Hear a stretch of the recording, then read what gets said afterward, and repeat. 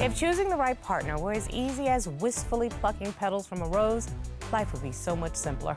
They say every rose has its thorn, and on today's case, Ms. Standifer says that thorn is her child's father, Mr. Johnson, who she says is a disrespectful cheater and a deadbeat. She has finally reached her breaking point, and she's ready to prune this relationship. Mr. Johnson is desperate for another chance to prove that he is worthy. Is it too late for this relationship to blossom? Let's hear their case. Court is now in session. The Honorable Judge Starr presiding.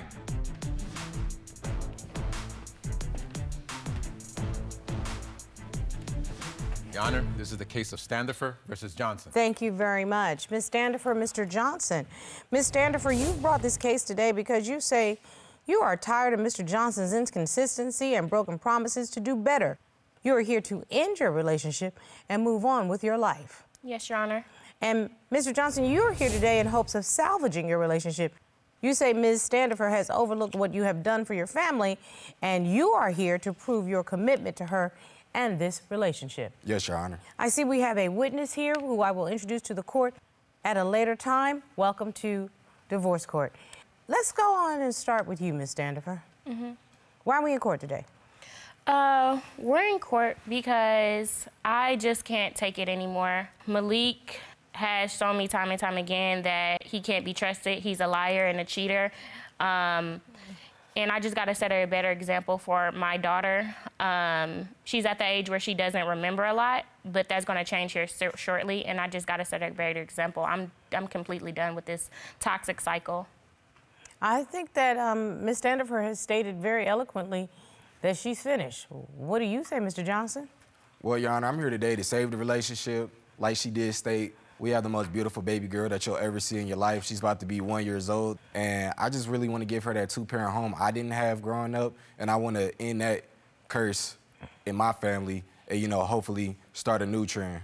What the trend can be, no matter what, is that parents treat each other with respect, regardless of whether or not they're together, and that is the greatest example for the child growing up. Let's go back, Ms. Standifer. How did you all meet? And then what brings us up to here today? Yeah, so we met. Basically, he slid into my DMs. He was like one of many, but something stood out about Malik. So you met on social media? Yeah, we met on Facebook, yeah. We had actually got together like kind of when COVID started, so we had no other option like to be around each other 24/7. We kind of moved in together really quickly. So you ended up sheltering in place together? Yes. Okay, you do realize that gives you a false sense of a relationship because you're kind of forced to be together because that's really your only person. But then when the pandemic starts to lighten up, then you run it back into the real world. Am I correct? Yes, it was the real world, and it kind of hit us hard. Mr. Johnson, Ms. Standifer lays out a beautiful story of how you all met.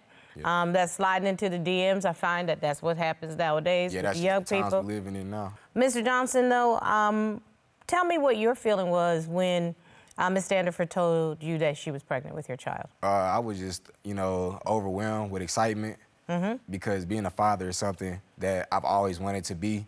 I was 25 at the time. I was going on 25, and so, you know, I felt like, you know, I had enough life experience and maturity about me that I could make a great father. You were ready?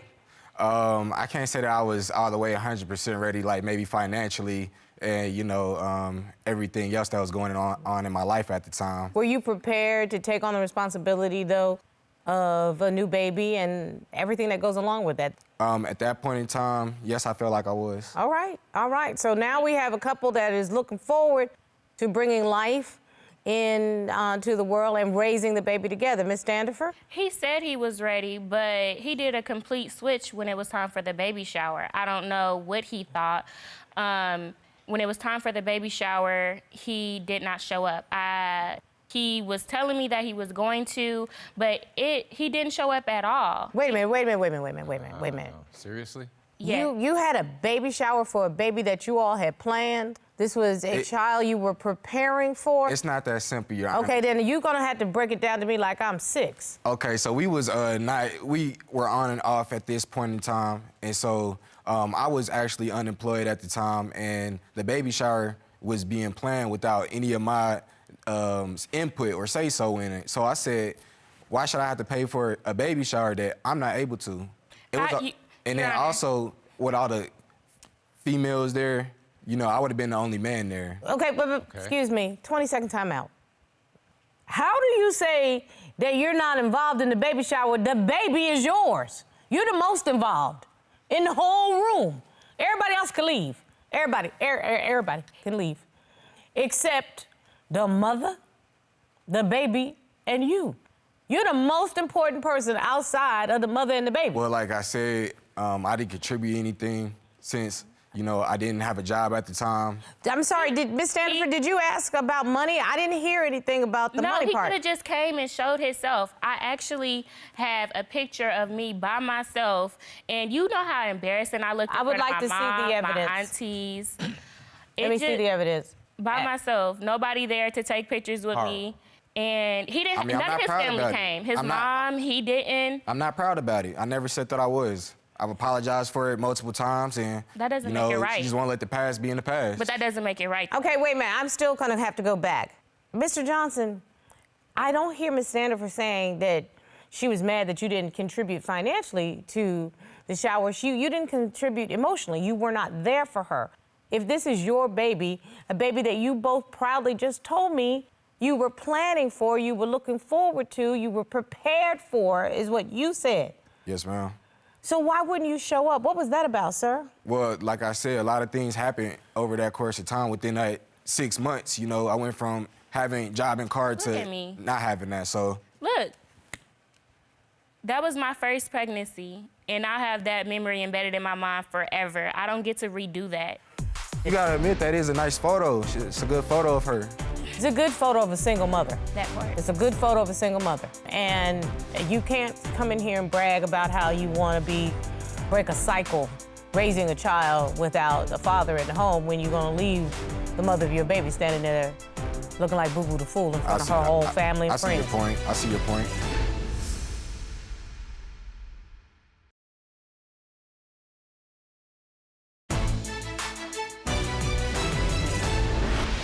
Mr. Johnson, I heard what you said earlier, and you said... Well, you gotta admit that is a nice photo. It's a good photo of her.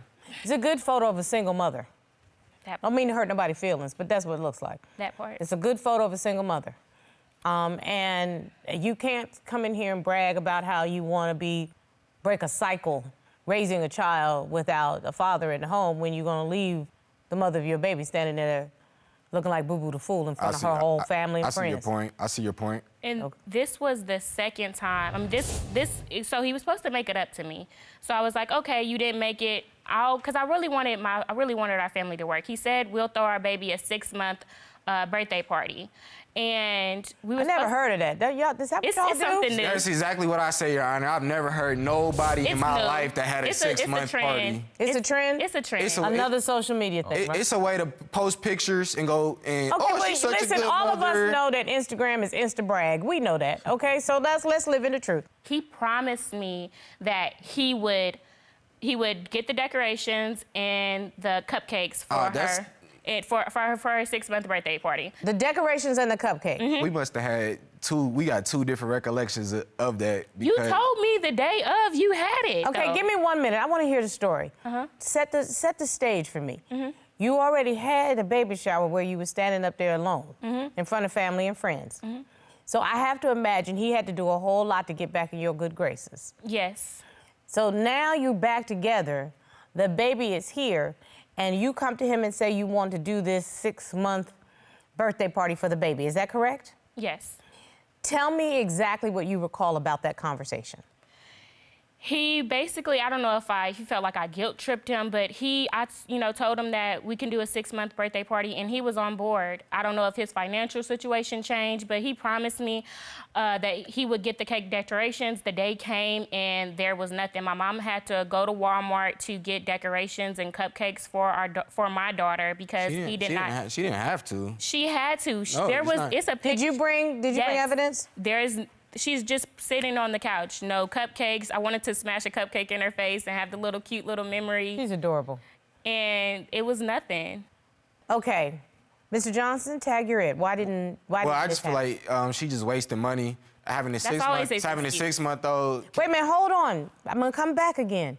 You're the ones that just told me this is something trendy. This is what they do now. Well, no, I said that's what they do. You know, I was raised by somebody who's from the old school, so, you know. But wait a minute, let me get back to, even if you thought it was silly, even if you thought it was dumb, okay? Did you promise her or not? Your Honor, I don't have a recollection of that conversation like Okay, I said. Mr. Johnson, I'm gonna tell you, don't lie to me. And I'm gonna tell you why I know you lying.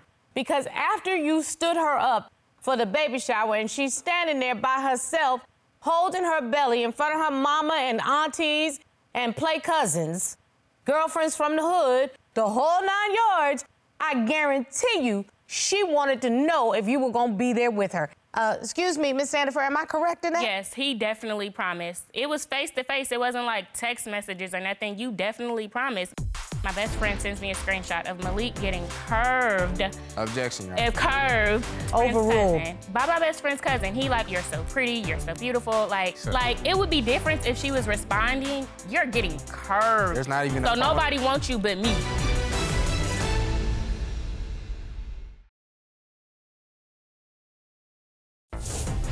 If you'd like your case to be heard on divorce court, call us toll-free at 1-877-311-2222 or log on to our website at divorcecourt.com.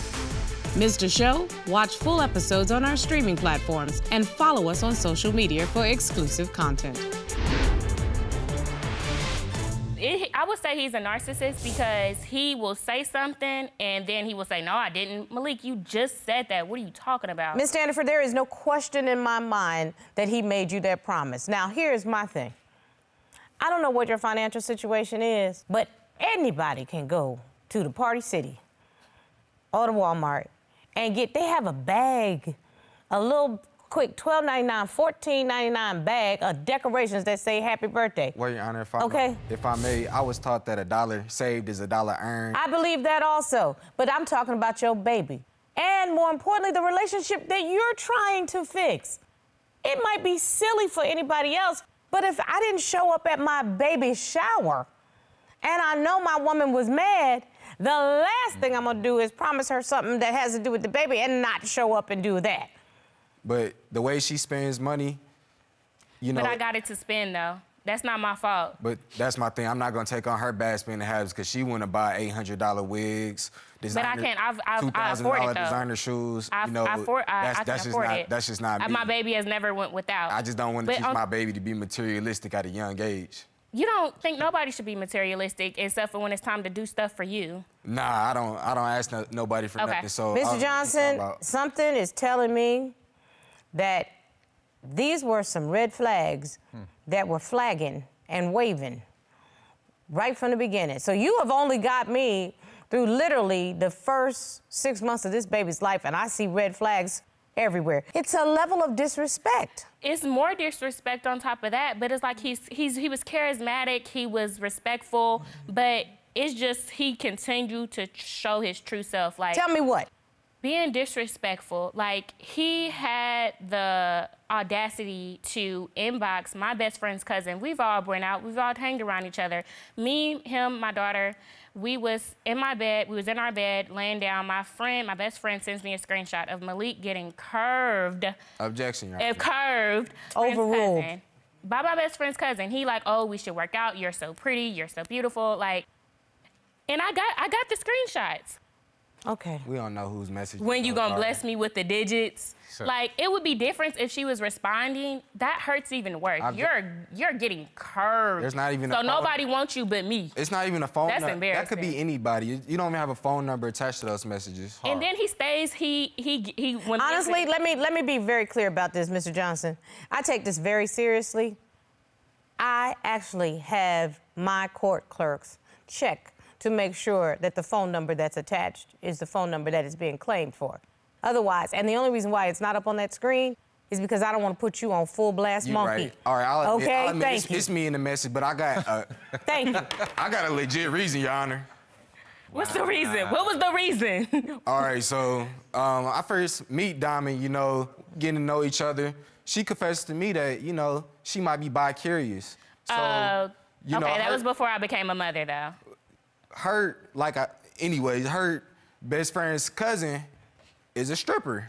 And so, you know, I was thinking maybe we could spice things up. Okay, so you thought you was gonna spice things up, that's fine. But what about you going into multiple women's DMs, get screenshots? It was And there's women. more. It's a lot of things that Exhibit, okay. Oh. I need you back in my life. Mr. Johnson, single or not? So we've had an on and off again relationship. But we was definitely on. It's no telling if we were together or not when these messages got sent.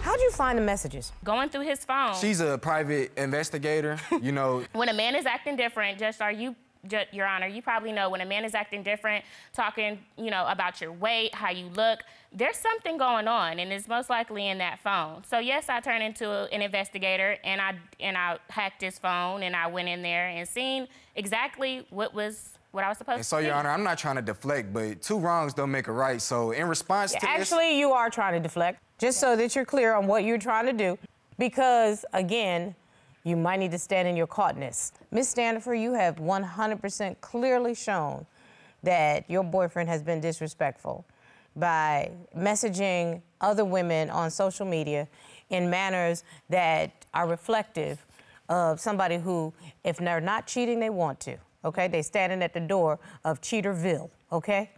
And you were paying multiple visits to Cheaterville. I wonder if you got your own parking space at Cheaterville.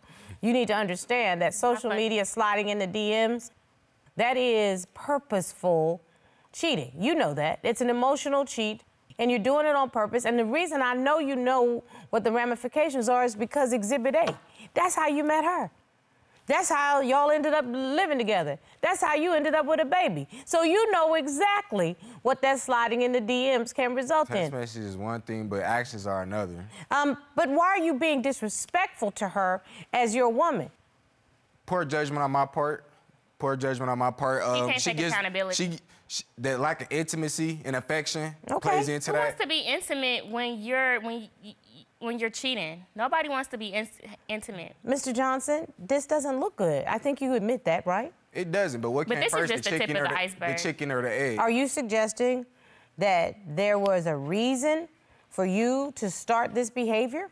Well, we hit it off great. We was having sex from sun up to sundown when we first got together, and then the well just started drying up and drying up. So now, you know, I'm at that point where... You're seeking comfort elsewhere.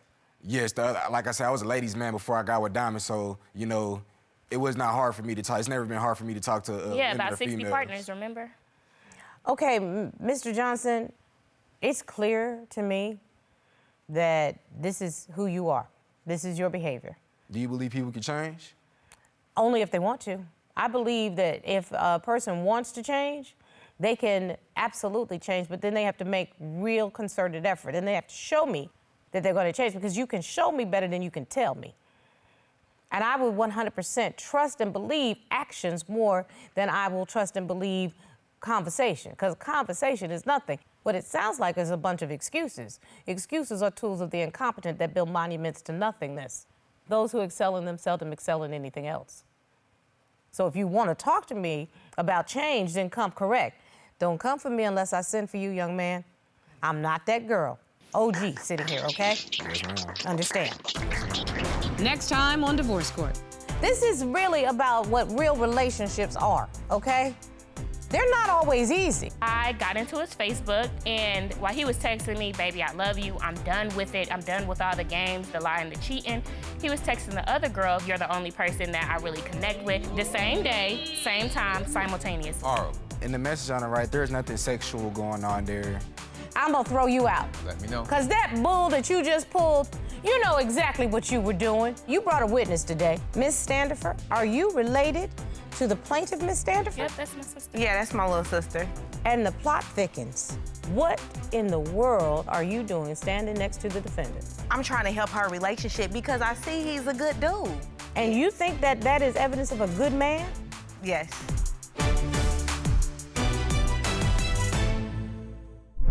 Made in Georgia.